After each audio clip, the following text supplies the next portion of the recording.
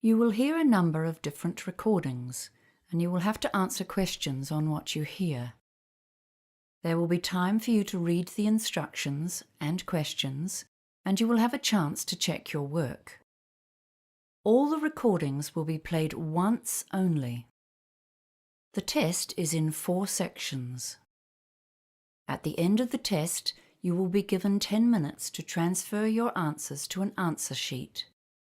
Now turn to Section 1. Section 1. You will hear a conversation between a bank clerk called Jeanette and a man who is asking for information on investing money. First, you have some time to look at questions 1 to 4.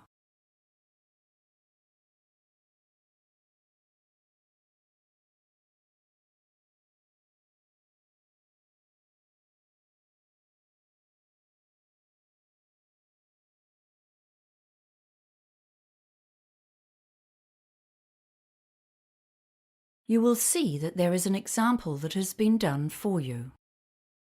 On this occasion only, the conversation relating to this example will be played first. This is Citibank. You're speaking with Jeanette. How may I help you today? Hi. I'd like to ask a few questions about a term deposit. Certainly. Do you currently have any investments with us? The man is asking about term deposits. So term deposits has been written in the space. Now we shall begin. You should answer the questions as you listen, because you will not hear the recording a second time. Listen carefully and answer questions 1 to 4. This is Citibank. You're speaking with Jeanette. How may I help you today? Hi. I'd like to ask a few questions about a term deposit. Certainly. Do you currently have any investments with us? Yes, I do, but my term deposit is due to mature soon, and I've come to find out my options for renewing and extending it. I'm considering a range of different investments, to be honest, but I wanted to begin with the simplest option. Okay, sir. Well, before we begin, I just need to verify your ID. Can I have your name, please? David Marshall. That's M for mother. ARSHALL. Thank you, David. Now, I just need to ask you a couple of security questions. What's your mobile phone number? 023-561055. And your date of birth, please? 18th of February, 1968. Right. So I've got your account information in front of me. You've currently got $18,000 on a term of 180 days. That's at a rate of 3.45% per year or per annum. Okay, so what are my options? Can we start by looking at 1 and 2 year terms? We can do that. Let's see. Right. If we put it on a 1-year term, we can offer you a yearly return of 3.65%. And for 2 years, it's 3.7%. Oh no, hang on. Sorry, we have a special deal on that term right now at 3.85%. Okay. So what does that mean in dollars? Just one moment and I'll bring it up. Okay, so the total interest earned would be $657 for 1 year, and I'm just bringing up the 2-year figure for you. A 2-year term at 3.85% interest, that's a total of $1,412 interest on maturity. Right. That's about a $700 difference. Yes, a bit more actually. Okay. Oh, a friend of mine told me he gets his term deposit interest paid into his account every month. Do you have a monthly interest option? Yes, actually, we do offer that on term deposits, but only on investments of $20,000 or more. Before you hear the rest of the conversation, you have some time to look at questions 5 to 10.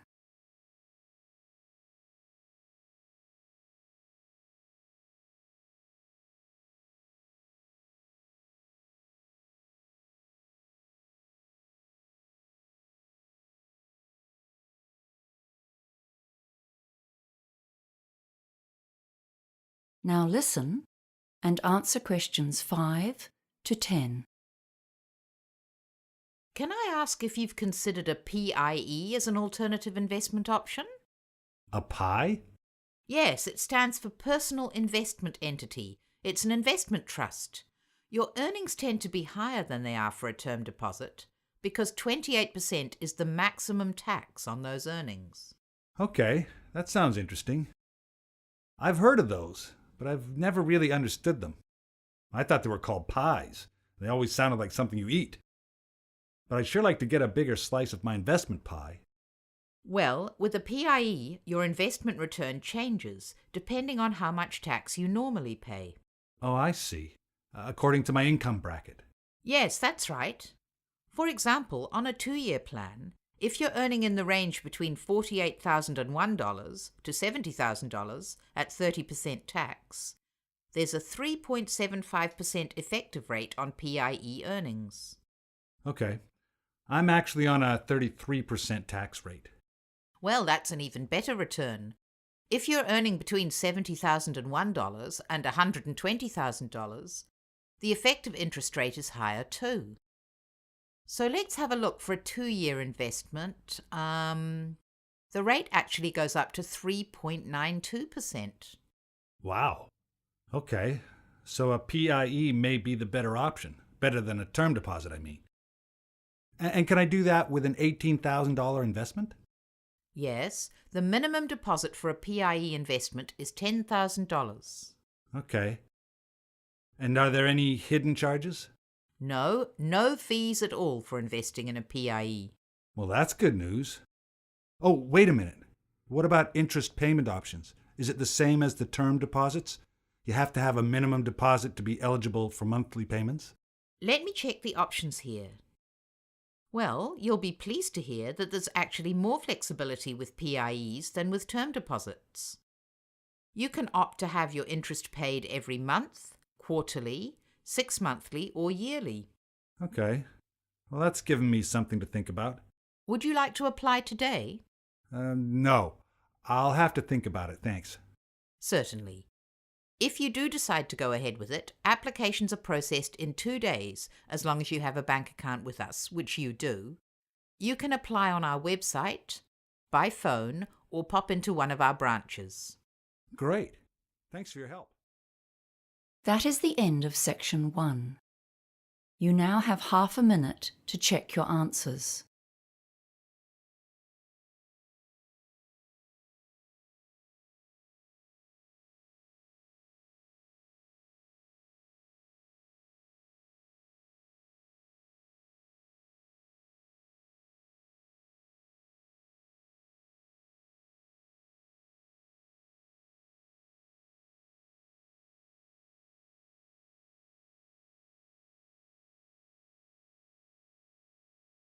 Now turn to section 2. Section 2. You will hear a woman introducing the Lunar Realm amusement park. First, you have some time to look at questions 11 to 15.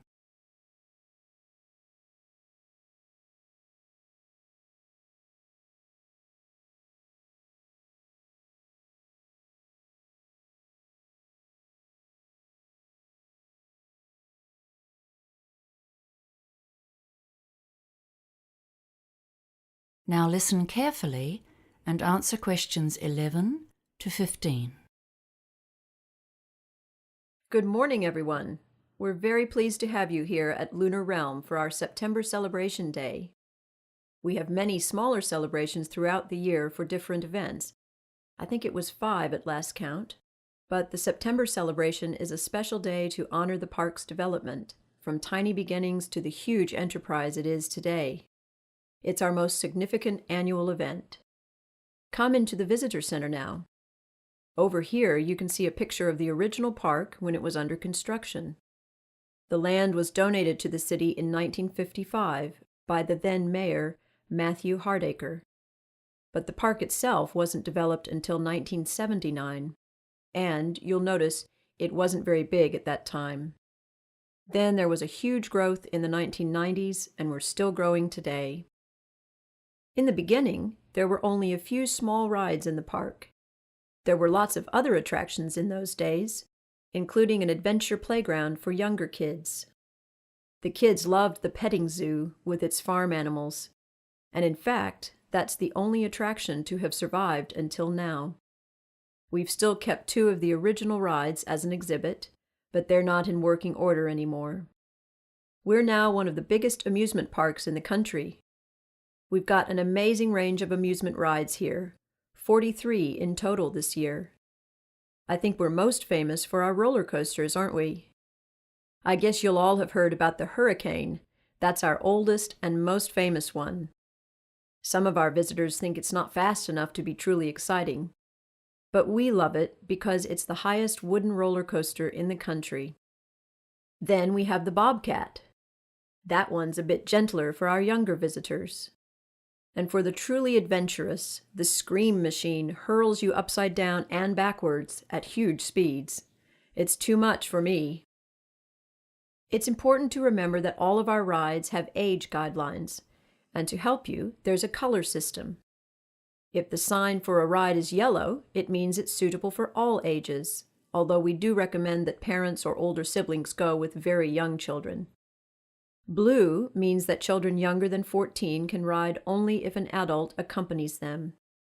And black, well, this means that you must be at least 110 centimeters tall to ride, regardless of age. We should say that no rides are really suitable for children younger than 18 months, but we do have a special section for parents with babies.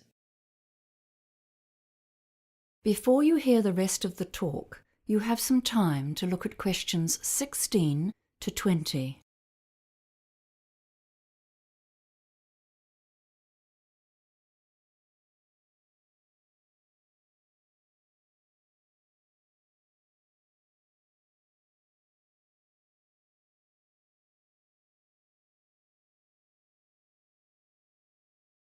Now listen and answer questions 16 to 20. Now I'll tell you about the many options for food around the park. You can get a range of different cuisines, Italian, Chinese, and so on. All of that's in the food court in the center of the park. But there are lots of other places as well. If you want hamburgers, sandwiches, that sort of thing, you can find food stands everywhere. We pride ourselves on the quality of our food, and all of our vendors use fresh, healthy ingredients from local farms. Don't forget the special events we've planned for the anniversary celebration. There are 2 main events today, and they're both free.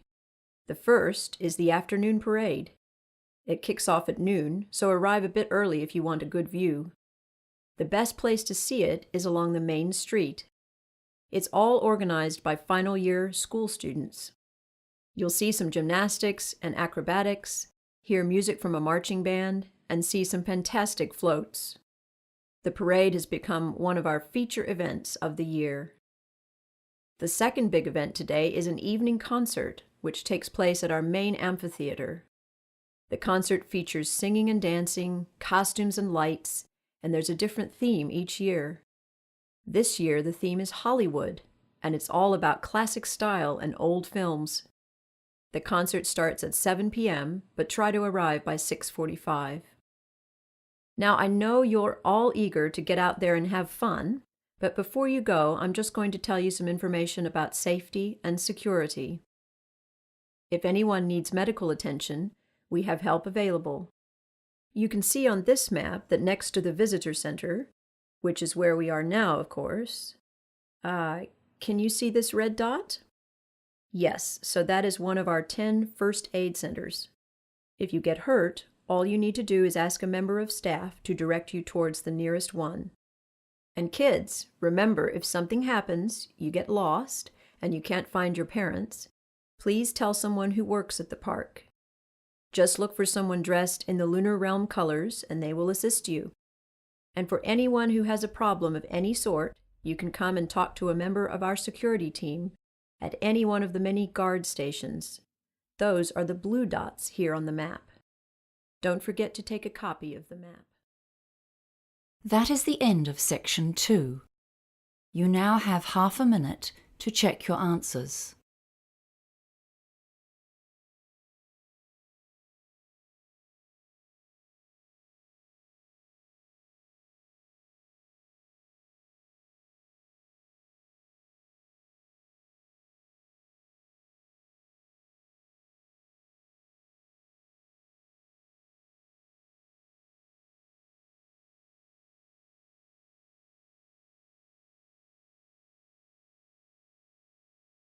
Now turn to Section 3.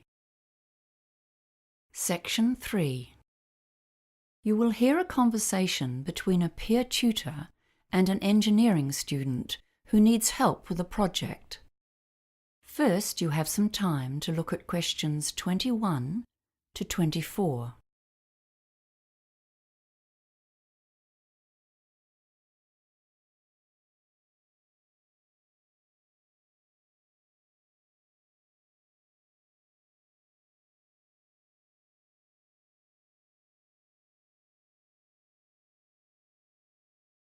Now listen carefully and answer questions 21 to 24.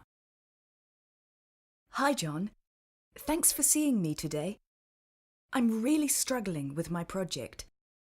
I have to come up with a design for a water treatment system, and I'm really not sure what I'm expected to do.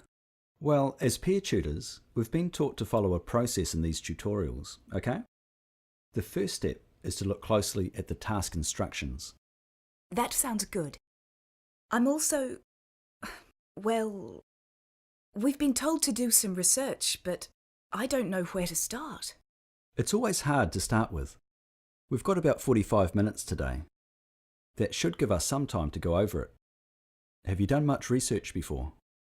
No. This is my first project like this, and I'm really stressing out about it.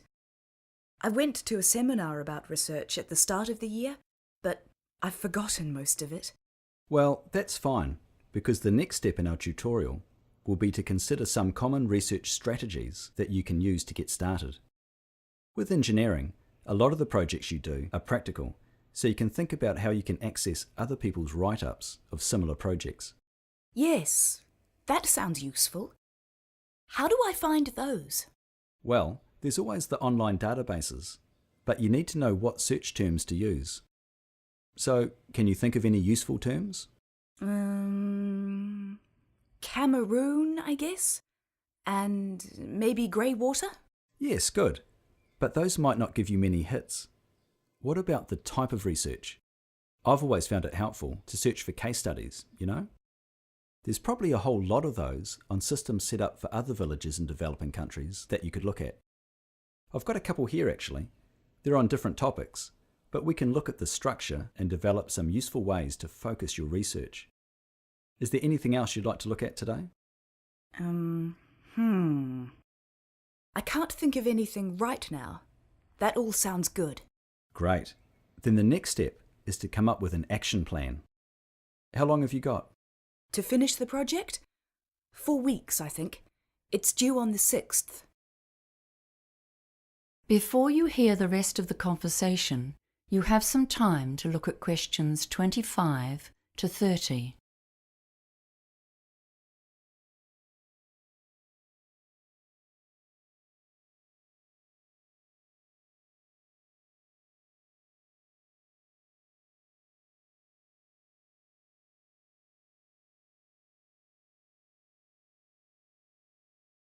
Now listen and answer questions 25 to 30. Right. Let's start with the project requirements then. You've got them there? Great. Let's see. Tell me what you understand about the task. So we need to create a system for grey water treatment so that we can minimise the strain on the overloaded water supply in a village in Cameroon. That's right. But I don't get the details about the type of system and what it needs to be used for. Okay. We'll come back to the type of system in a minute. It says here grey water. Have you learnt about grey water? No, I missed the lecture. Okay. So it's the water we use in our houses, but not in the toilet. The water that goes down the drains, not into sewage. It can be recycled because it's relatively clean. So what might the water treatment system try to do? Treat it and direct it somewhere else? Exactly. Why treat it? 'Cause... oh, right. I get it. 'Cause it's still going to have bacteria in it. That's why it needs to be treated. That's right. And then when it's treated, what could it be used for? Something else, like irrigation in gardens? Yes, There are other practical uses too, inside the house. For toilet systems? Oh, what about for laundry? Yes, exactly. That's a good example. Okay, that's pretty clear now. Thanks. Great. Now, let's think about the type of research you might need to do. I'll need to look at different types of water treatment systems, so I know the pros and cons of each one. Good. Where would you look first? The internet? Yes, but be careful. Remember, you're likely to find a lot of biased websites. You know, manufacturers wanting to advertise their brands. It might be better to use the engineering library. I'm not too confident about using the library, to be honest. It's so hard finding the right resources. It's often about choosing the best search terms to put into the catalogue search field. Yeah, I try to do that. Like water treatment? That might be too broad. Grey water treatment systems? That's more like it. And you'll need to search for systems designed for residential, not commercial use. There's a big difference. I usually end up borrowing a massive pile of books, then get home and find they're useless. Try reading through the contents before you take them out. Flick through to relevant sections. Often it helps to read parts, not all the way through, but... Just to get the main idea. That's right. Oh, and I see this as an EWB project. Have you seen the website? It might have some exemplars of the winning designs from last year's competition. No, I saw that and didn't know what EWB meant. Engineering Without Borders is what it stands for. That is the end of section 3. You now have half a minute to check your answers.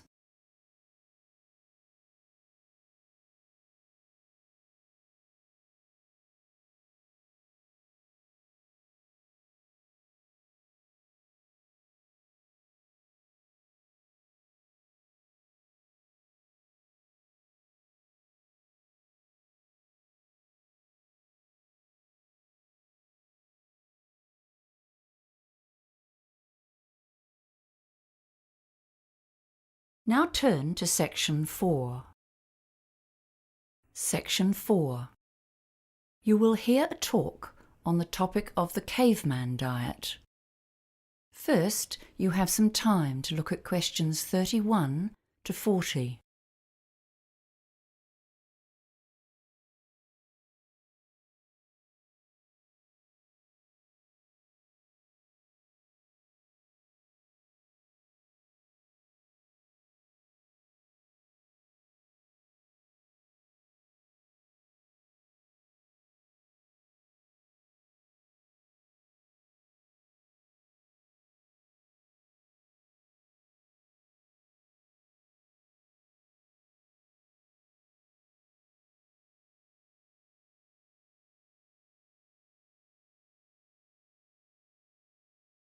Now listen carefully and answer questions 31 to 40.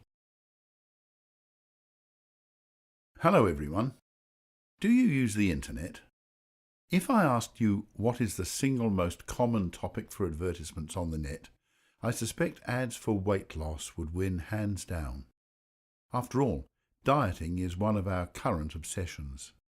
We've all heard of the Atkins diet, the macrobiotic plan, the South Beach diet, the raw food eating plan. All of these fad diets and many more promise that you will lose kilos and live a healthy life if you just follow their plan. Today we're going to discuss one of the most well-known Western diet trends, the paleo or caveman diet.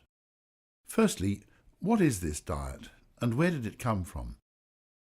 Proponents of this diet argue that we need to return to basics, that is, to what our forebears ate many years ago.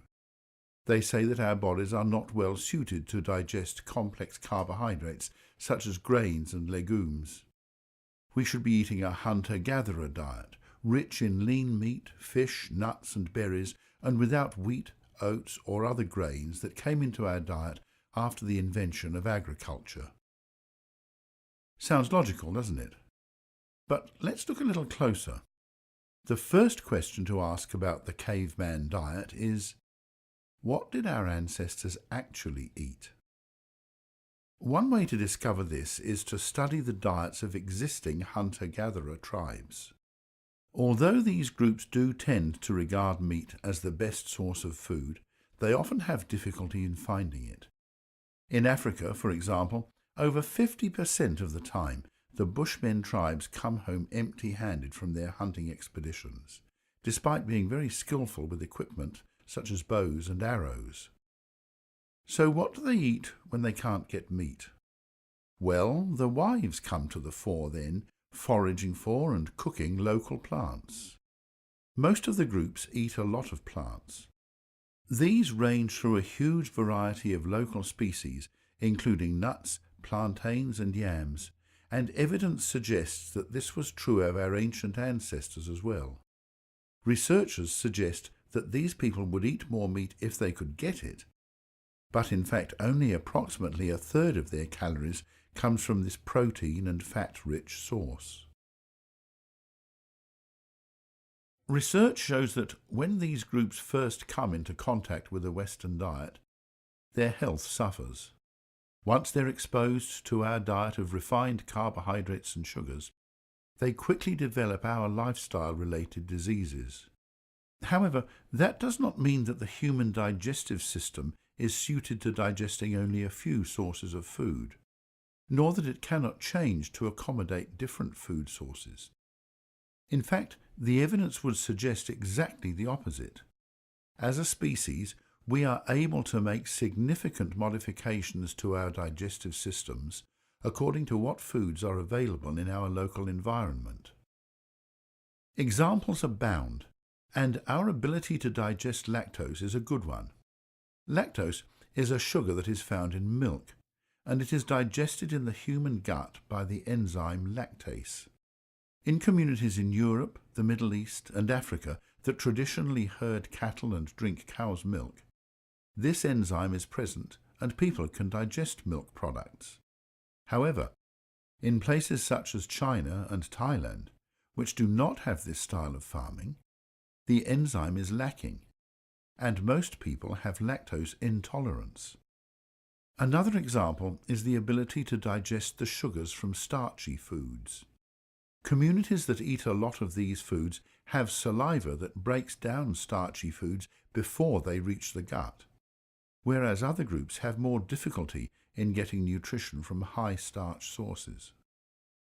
In fact, if you look at indigenous cultures around the world, there is a huge variety of successful diets. The Inuit get nearly all of their energy from high-fat sources, such as seal meat. The Jains in India have religious beliefs which prohibit eating any living thing, including eggs, but which do, however, allow for the consumption of milk products.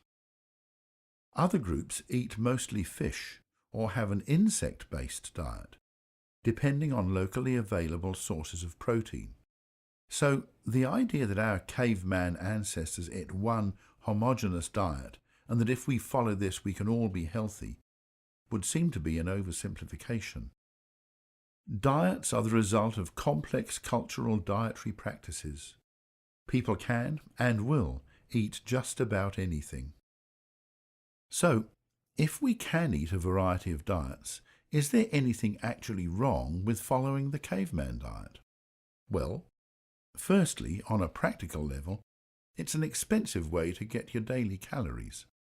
Few of us can afford to satisfy all of our energy requirements on a diet which depends on lean wild meat and nut oils.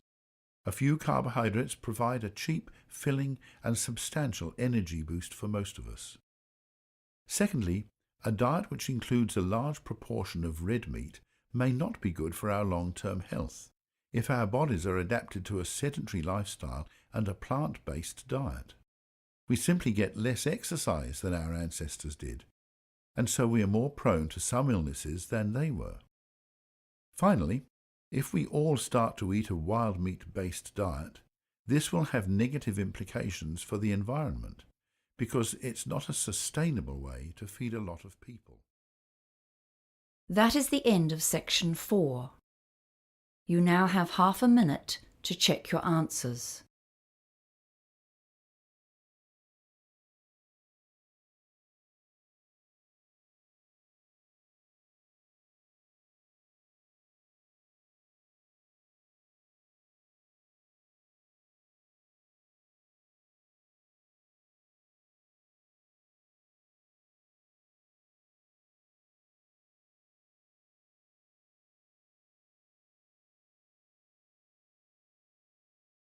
That is the end of the listening test.